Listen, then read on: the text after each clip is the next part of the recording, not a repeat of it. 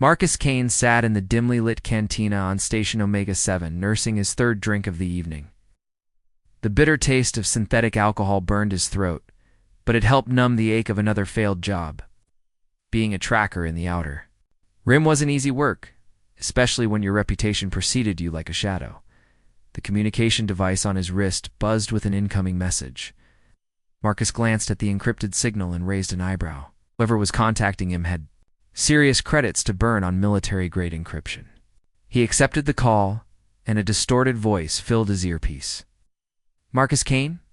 We have a proposition for you," the voice said, mechanically altered to hide any identifying features. "We need you to find someone. The payment is 1 million galactic credits." Marcus nearly choked on his drink. 1 million credits could buy him a small fleet, or better yet, a peaceful retirement on some tropical world far from the chaos of the galaxy. "I'm listening," he said carefully. "Her name is Zephyra, former queen of the Nexari Empire. She's been exiled and is hiding somewhere in the outer colonies. We need her found and brought back alive, unharmed." The emphasis on unharmed made Marcus pause. In his experience, when clients specified that detail, it usually meant the target was either very valuable or very dangerous. Sometimes both.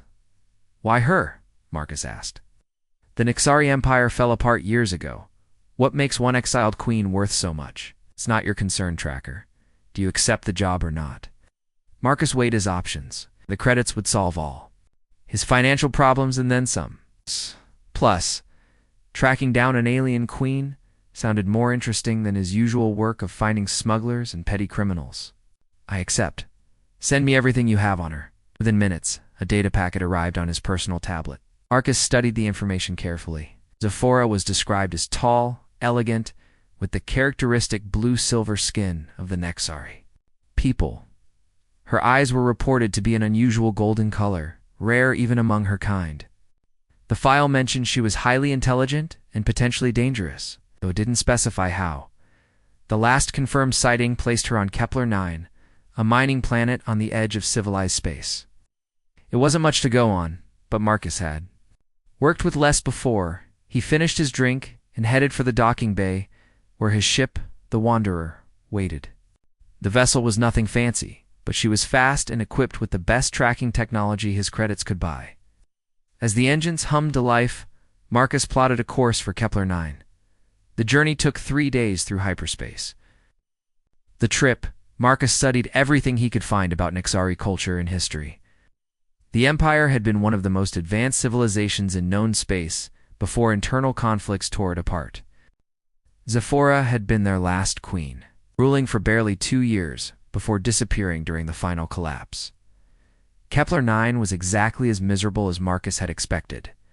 The planet's surface was scarred by massive mining operations in the air.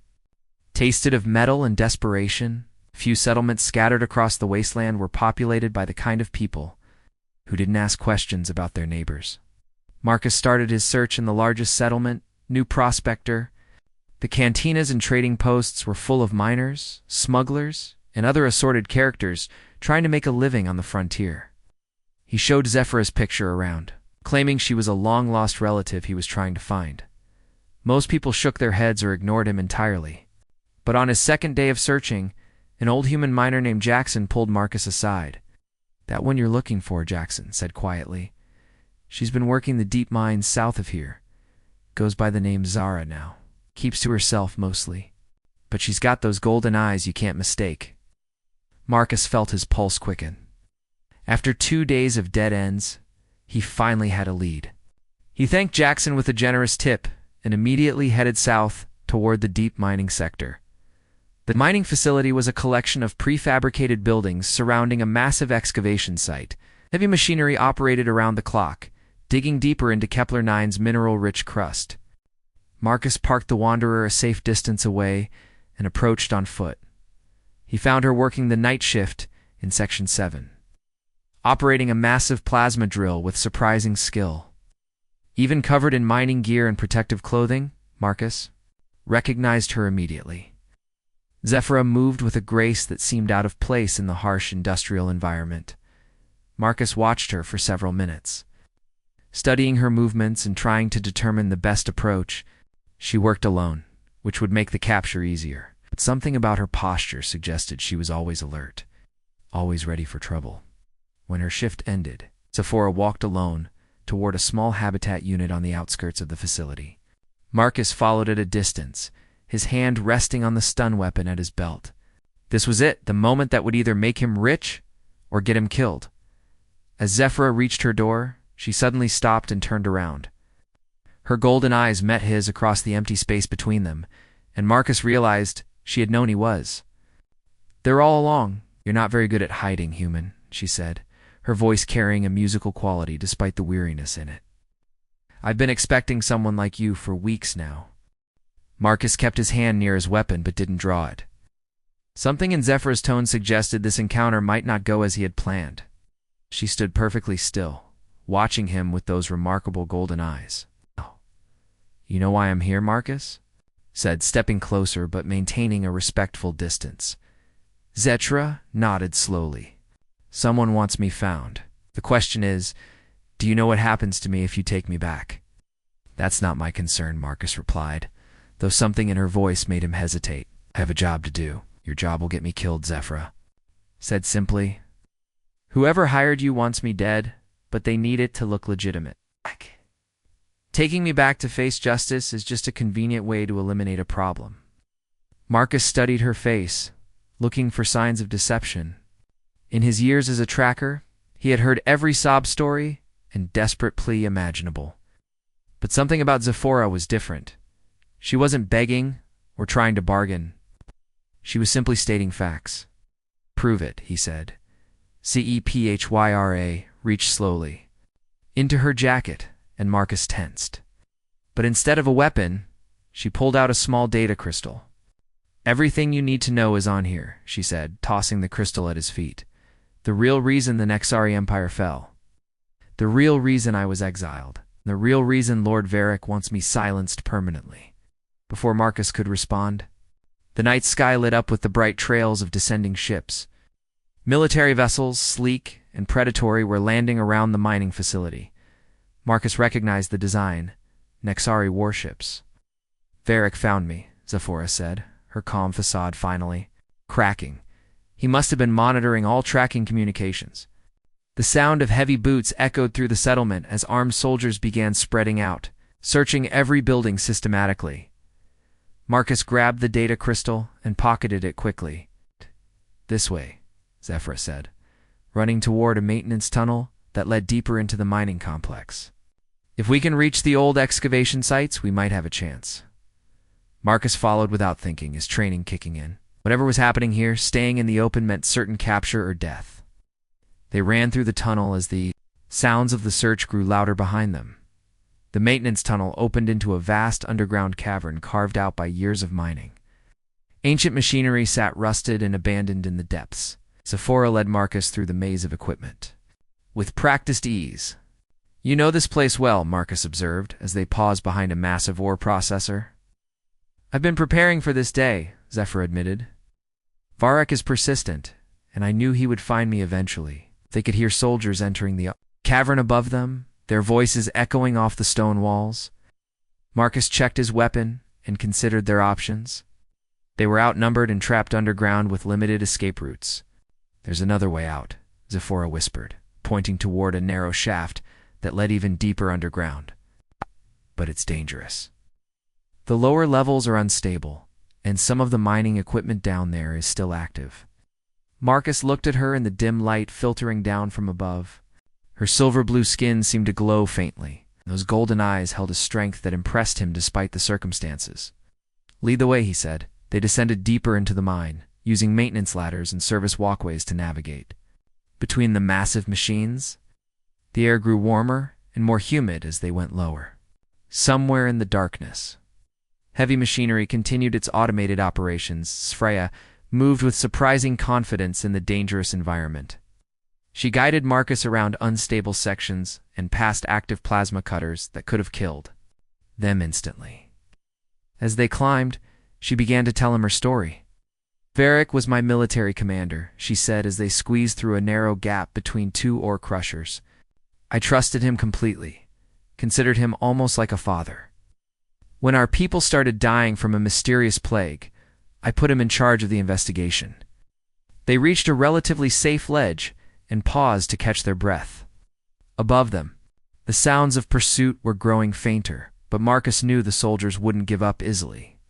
Varric discovered the plague wasn't natural, Zephora continued. It was a biological weapon created by our own science division under his secret orders.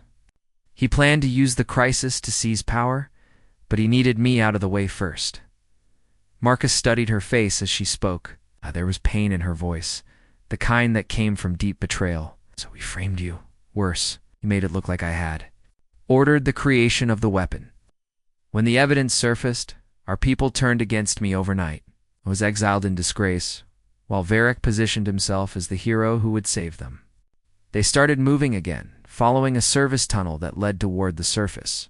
Marcus found himself believing her story, which troubled him. He had a job to do, a substantial payment waiting, but something about this situation felt wrong. Should I believe you? He asked, though his tone had softened. Zephora stopped and turned to face him in the narrow tunnel. They were very close now, close enough that Marcus could see the flecks of silver in her golden eyes. Because, she said quietly, you're the first person in months who bothered to ask questions instead of just shooting. Their faces were inches apart, and Marcus felt something unexpected pass between them. It's not just attraction, though that was certainly present, but a deeper connection, recognition perhaps, of two people who understood what it meant to be alone in a hostile galaxy. Moment was broken by the sound of footsteps echoing through the tunnel behind them. The soldiers had found their trail. We need to move, Marcus said, but he didn't step away from Zephora immediately. For a brief moment, they stayed close, breathing the same air, sharing the same danger.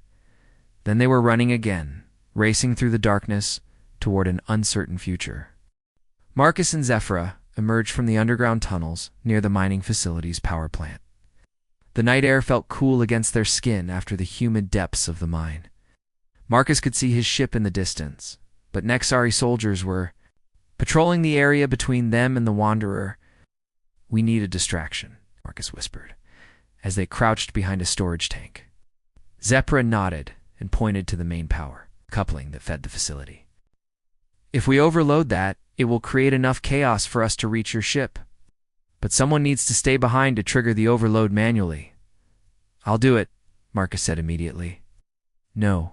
Zephora placed her hand on his arm, and even through the fabric of his jacket, Marcus could feel the warmth of her touch. This is my fight. You've already risked enough helping me. Marcus looked into her golden eyes and saw the same stubborn determination he recognized in himself. We do this together, or not at all? Something shifted in Zephora's expression, surprise, mixed with something warmer. In all her years of exile and loneliness, no one had insisted on standing beside her when things got dangerous. They worked together to rig the power coupling with charges from Marcus's equipment kit. As they prepared the improvised explosive, their hands brushed several times. Each contact sent an unexpected jolt through both of them. Why are you helping me? Zephora asked as they made the final connections. Marcus paused in his work and looked at her. Because I read that data crystal you gave me. Because I believe you. And because... He hesitated, unsure how to articulate the feelings that had been growing stronger since their escape from the tunnels. Because, Zephora prompted softly, because something about you makes me want to be better than just another tracker chasing credits. The admission hung in the air between them. Zephora reached out and touched Marcus's face gently, her fingers tracing the line of his jaw. In my culture, we believe that the universe brings certain people together for a purpose, she said. Never understood what that meant until now. They were interrupted by the sound of approaching voices. The soldiers were getting closer, systematically searching every hiding spot around the facility. Marcus armed the charges and grabbed Zephora's hand. Ready? He asked. Ready, she replied, squeezing his fingers. They triggered the explosion and ran for the Wanderer as the facility's power grid went wild. Lights flickered on and off across the complex, and several pieces of heavy machinery began operating erratically. In the confusion, Marcus and Zephora reached his ship undetected. The Wanderer's engines were still warm from the earlier flight, and Marcus had them airborne within minutes. As they lifted off from Kepler-9, Nexori fighters scrambled to pursue them. Marcus pushed his ship to its limits, weaving through asteroid fields and using every trick he had learned in his years as a tracker.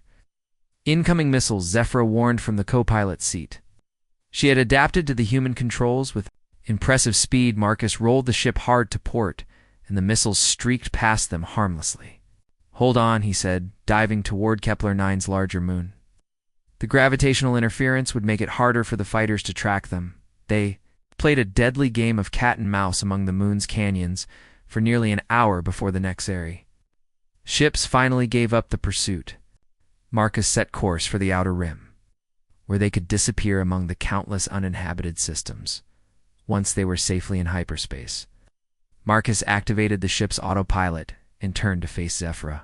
She was studying the Wanderer's interior with obvious appreciation. "Nice ship," she said. "Modified engines, military-grade shielding, and what looks like a very illegal sensor array. You know your spacecraft," Marcus observed. "I used to command a fleet," Zephyra reminded him with a sad smile. "It seems like a lifetime ago." They sat in comfortable silence for a while, both processing the events of the past few hours. Finally, Marcus spoke. "So what now? Where do you want me to take you?" Zephyra turned to look at him, and Marcus was struck again by how beautiful she was. Her silver-blue skin seemed to shimmer in the ship's lights, and those golden eyes held depths he was only beginning to explore. "I don't know," she admitted. "I've been running for so long, I never thought about what comes after surviving." Marcus made a decision that surprised even him. "Then stay. Help me figure out how to stop Varric and clear your name." "You would do that? Give up 1,000,000 credits to help someone you barely know?" Marcus moved closer to her seat, close enough to take her hand in his. "I know enough," he said simply.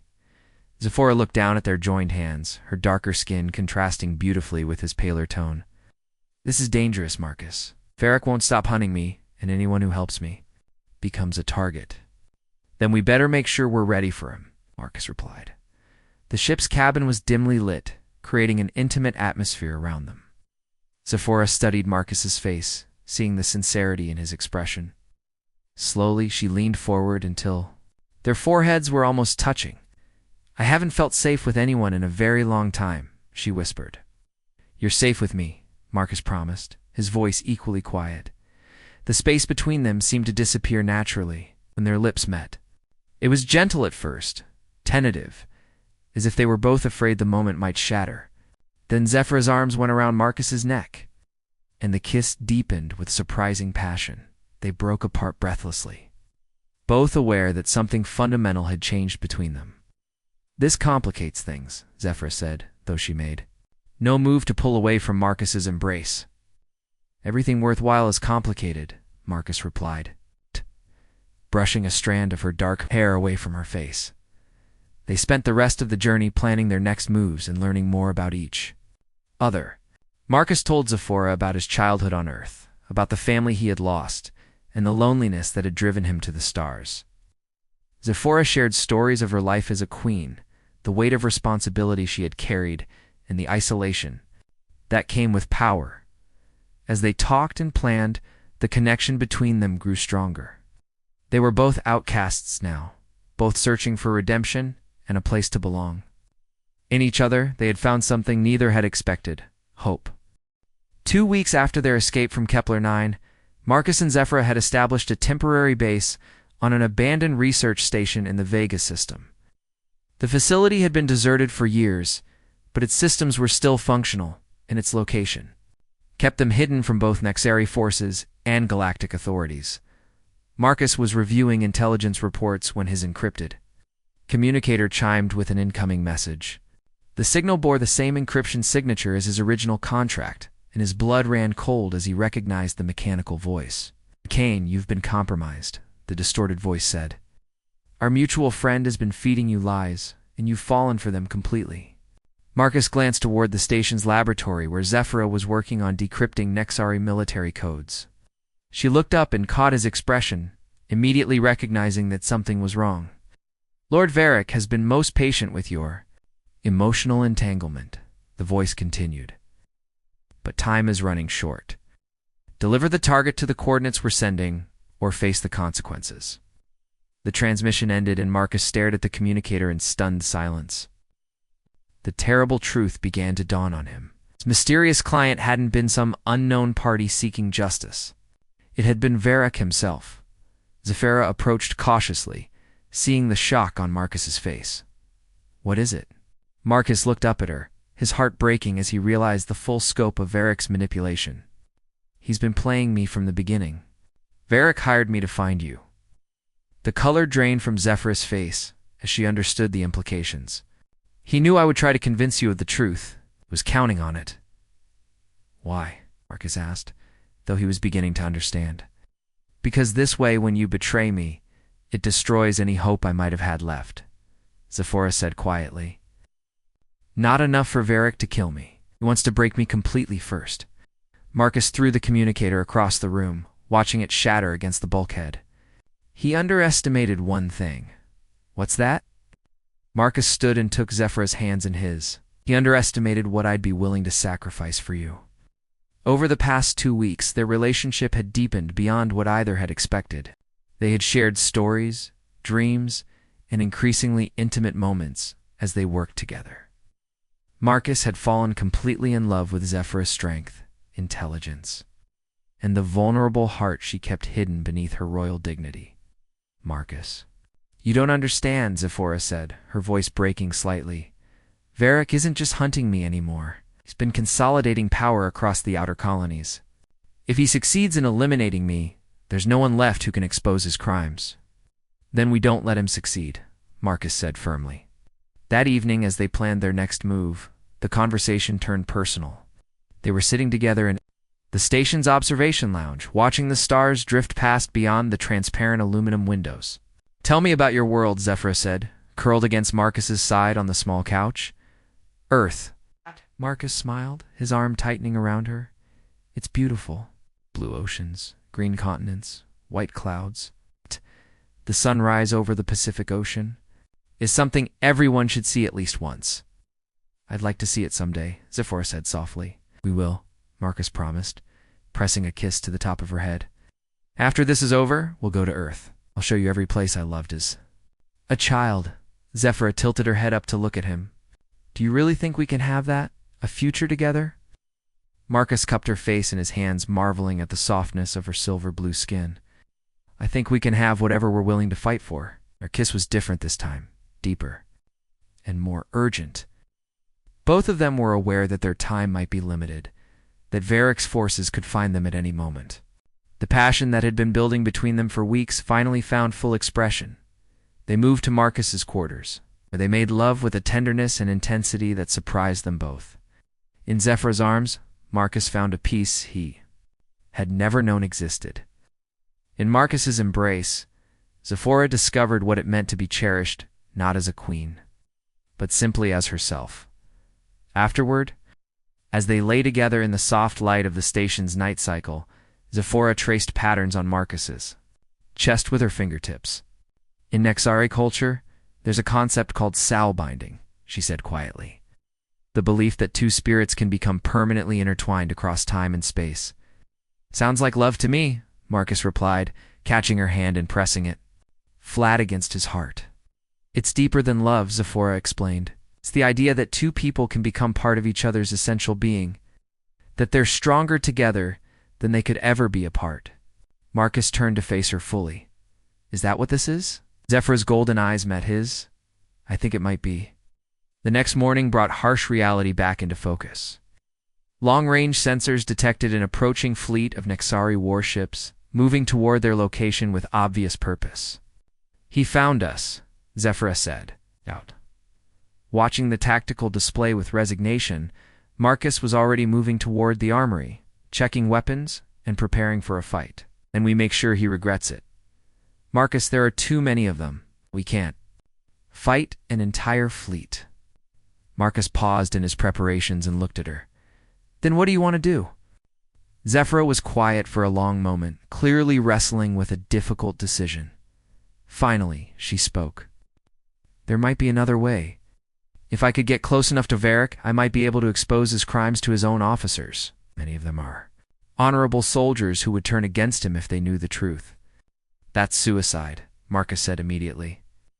It's the only way to stop him permanently, Zephyra replied. It's my responsibility. Marcus crossed the room and took her in his arms. No, we find another way. Together.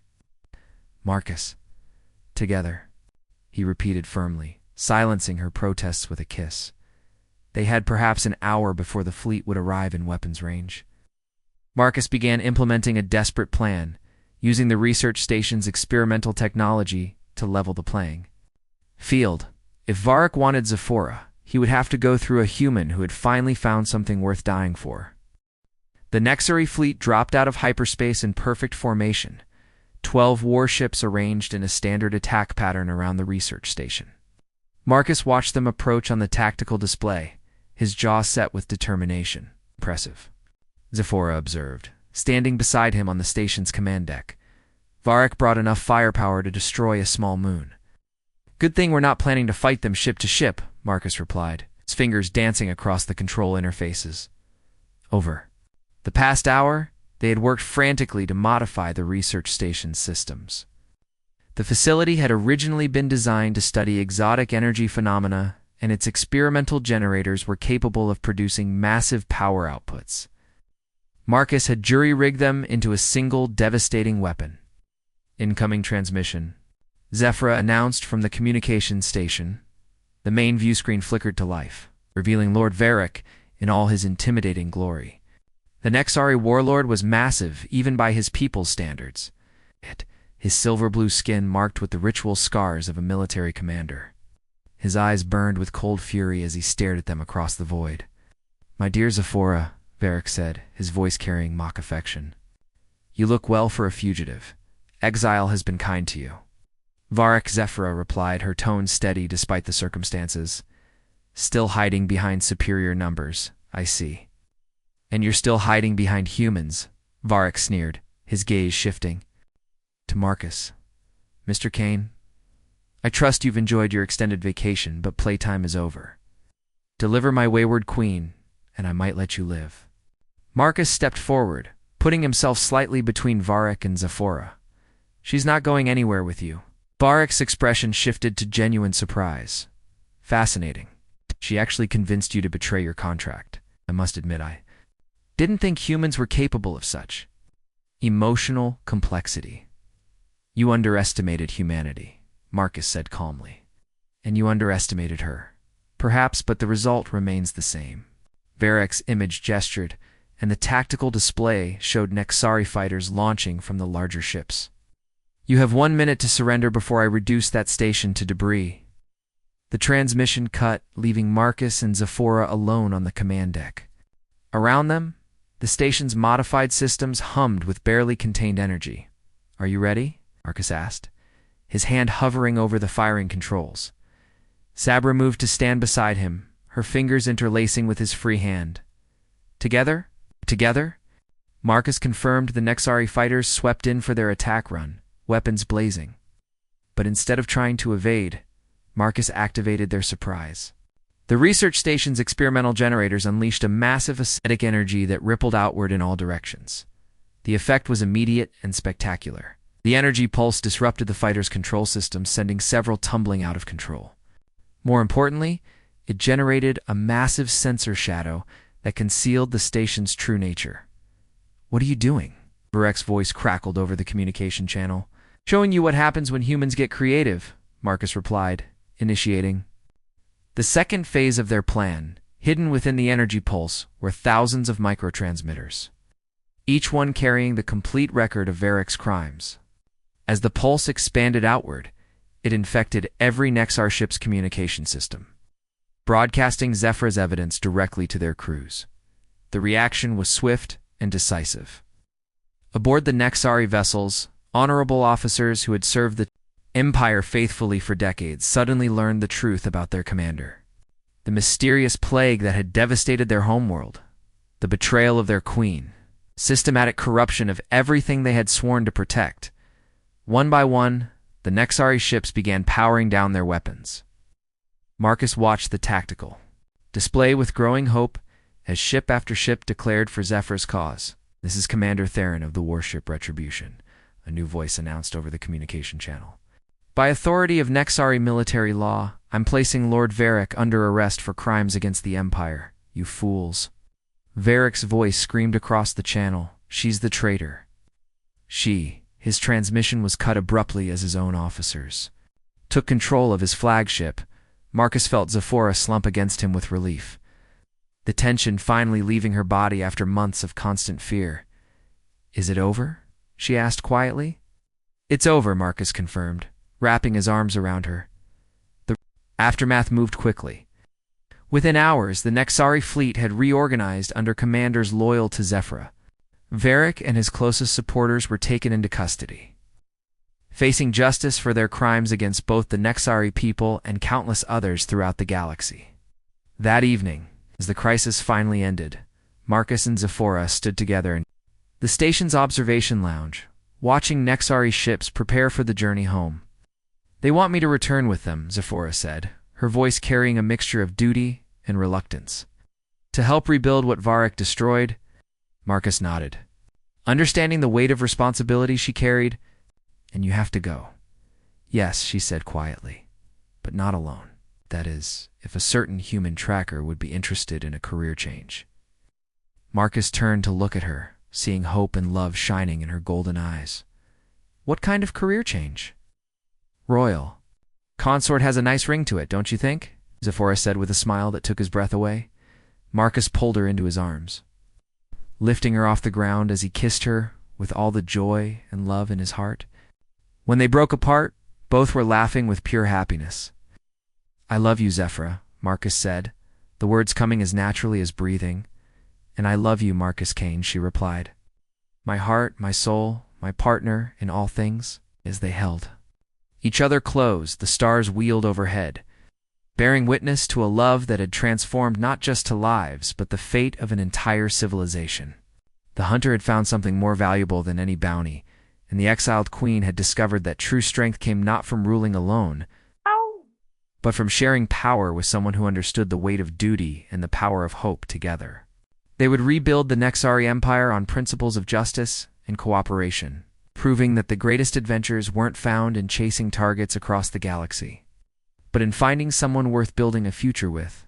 Their story became legend among both humans and Nexari, a testament to the idea that love could bridge any gap, overcome any obstacle, and transform even the darkest circumstances into something beautiful and lasting.